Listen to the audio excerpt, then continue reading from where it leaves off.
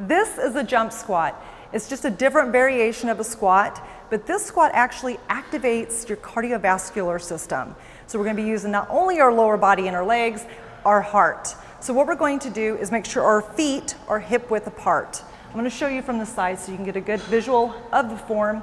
And you want to make sure you do your ABCs, your abs tight, bring the shoulder blades back, chest up. Try not to do this form. We see a lot of people when they're doing this jump squat, their form rounded shoulders, really bring those shoulders back. And then what you're going to do is sit back into a chair.